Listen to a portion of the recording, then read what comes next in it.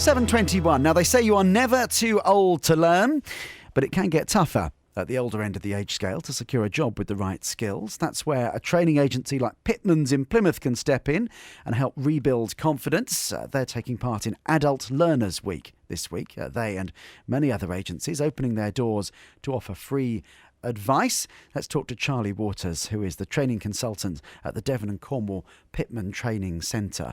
Is it something you come across often, trying to get people perhaps who've lost their job or are looking for a new career coming forward and saying, I want to do something different, but I haven't got the skills that I need? Yes, all the time.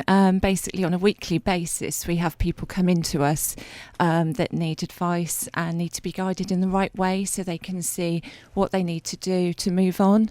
And we have lots of people that come to us that are kind of post-redundancy, which is always a bit of a tricky situation because it's a case of starting all over again. And is it harder to learn when you get older? No.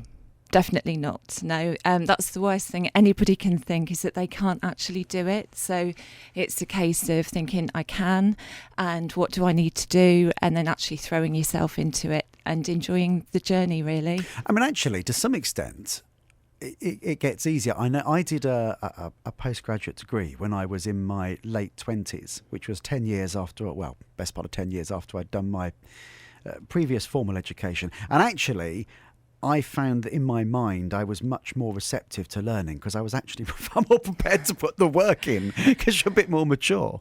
That's what a lot of people find. I think often, even when people maybe haven't done quite so well at school or they haven't gone on to university, they tend to kind of enjoy it later on because it's their decision, it's their choice. They're, learning the right things that they need at the right time.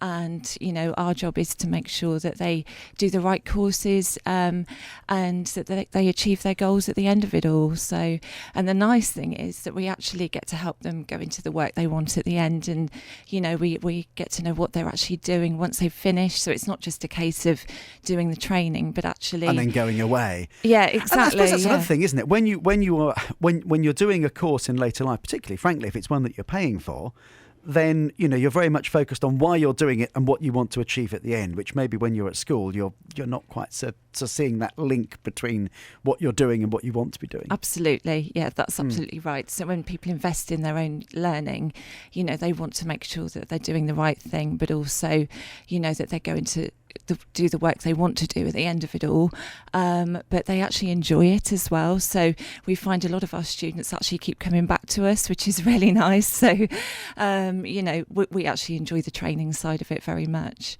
I hear the name Pitman. I guess secretarial skills, particularly, of course, I think shorthand. Pitman shorthand is quite a famous type of shorthand. Is that still contemporary? Is that still relevant? It is.